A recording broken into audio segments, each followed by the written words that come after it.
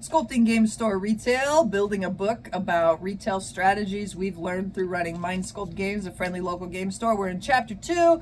We are talking about hospitality, maybe aggressive hospitality, but we water it down for it to be friendly hospitality here.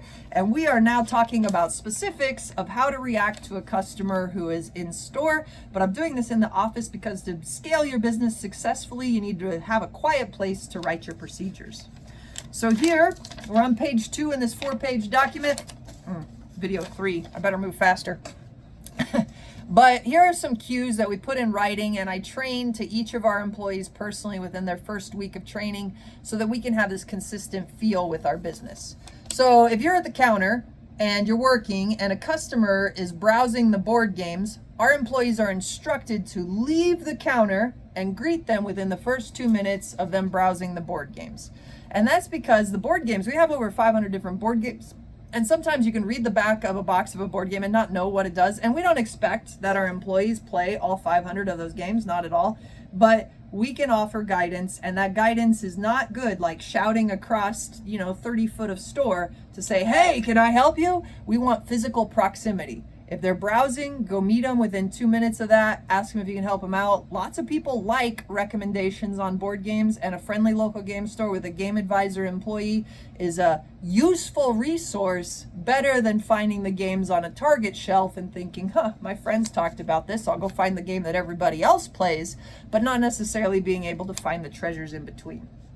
And when a customer buys a starter deck, we're going to do something useful. It's an upsell strategy, right? But ask them if they want some sleeves. It'll make their cards last longer. It'll protect the value of their cards. That's useful to them. It's useful to the store if we sell sleeves, but that's something we train to our employees with regularity. We put it in procedures. Every employee is trained to it. We review it occasionally. When a customer buys a starter deck, ask them if they want to buy sleeves. These are simple things, right? But put them in writing and create procedures for your employees. And even if you're working yourself, if you put it in writing, you're more likely to remember it. And that makes a better customer experience, because these aren't sleazy sales strategies. These are things that make our product more useful to our customer. When a customer buys a booster box, that's a lot of cards.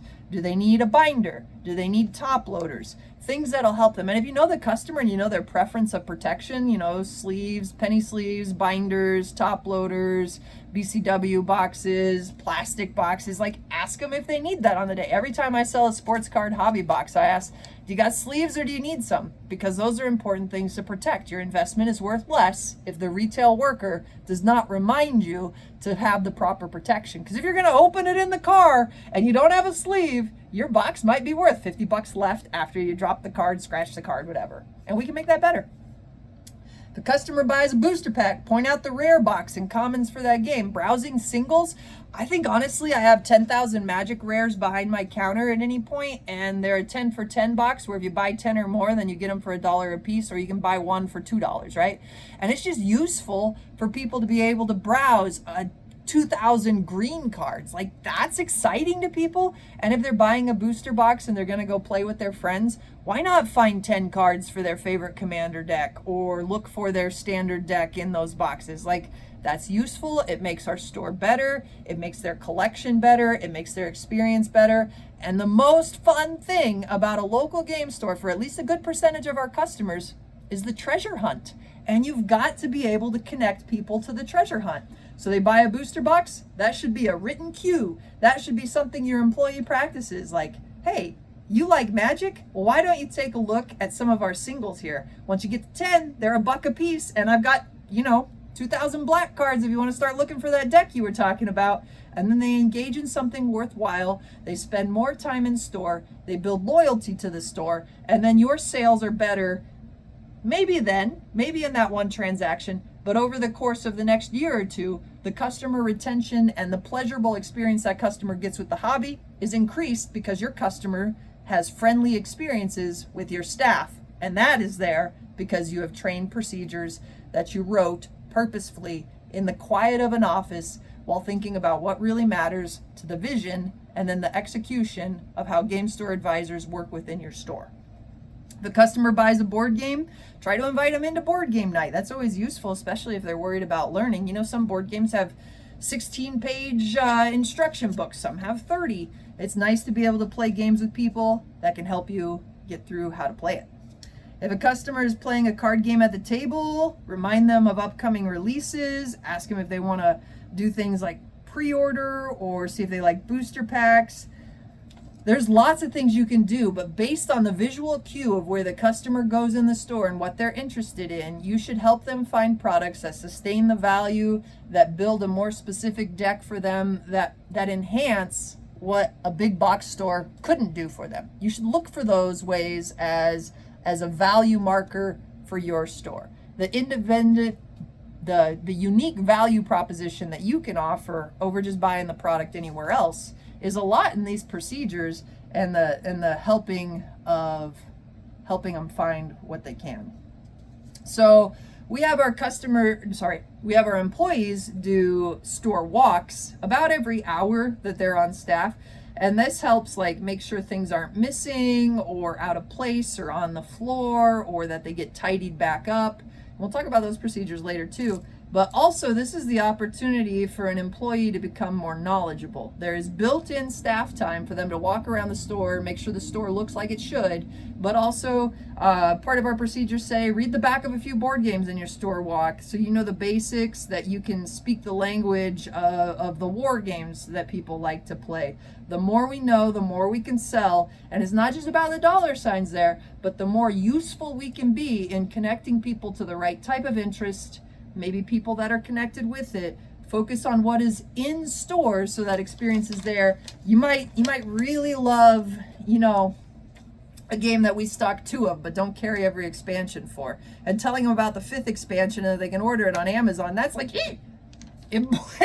our employees do want to be useful to the customer, but we don't necessarily want to encourage people in store to go buy things out of store by talking about things that aren't in store. So as much as you want to tell your game advisors to share the hobby experience, you do want to try to help them realize the importance, the job security related to telling people about things in store, and then, kind of cutting the relevance, not blabbing on about things that aren't in store, but it might be interesting to the customer. And that's hard for some of our game advisors, but they come around to it, realizing that Mindsculpt Games can offer those things. And maybe you can put it in a staff note to tell Darcy to look at ordering it, or maybe you can talk about running that game night.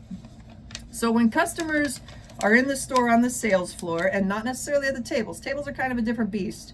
Try not to look at the computer screen for more than 3 minutes straight. That's really hard, but like getting into something and getting hyper fixated on a task because it's in front of you, I don't want to say that's easy, but in some ways it's more relaxing than paying attention to someone that's not as predictable as a task that you do every day. And you've got to supersede the unpredictability of the human experience for the predictability of the computer task.